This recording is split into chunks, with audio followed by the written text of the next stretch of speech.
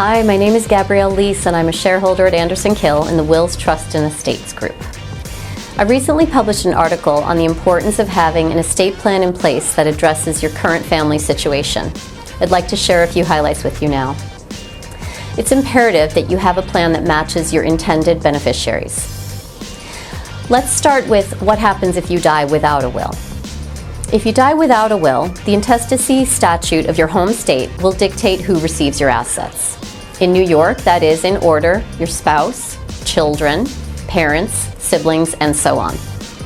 However, family structures can be varied, and intestacy would not cover, for example, a domestic partner you're not married to, or a stepchild who is not adopted or related to you by blood. In these circumstances, you would have to have a plan in place to benefit those people. Now, what happens if you do have a plan in place and subsequently divorce? In New York, statutorily, after divorce, any testamentary dispositions to a spouse are revoked. So if your will said, for example, everything to my spouse, then to my children, and you subsequently divorce, now your children will receive your assets. However, it's important to look back at your plan to make sure that you're covering the intended beneficiaries that you would like to benefit at that time. Also, you should look at the fiduciaries in your documents to make sure they work. So for example, maybe you chose your ex-spouse's sibling to be a fiduciary. You'd probably want to change that. And similarly, you'll want to look at your lifetime documents and the agents named in those. Those are the healthcare proxy and the power of attorney, to make sure you have the right people named as agent in those documents. Now, what about planning for blended families? There's a particular delicacy in that. Imagine a couple that has each children from a previous marriage.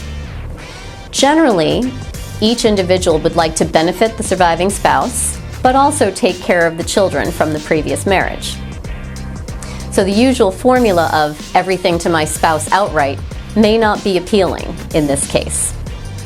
One strategy is to leave assets to the surviving spouse in trust for the lifetime of the surviving spouse, and then at death to the children from the previous marriage.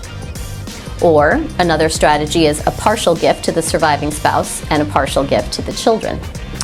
As you can see from the illustrations, there are many variables and each family's situation is unique. There's really no one-size-fits-all.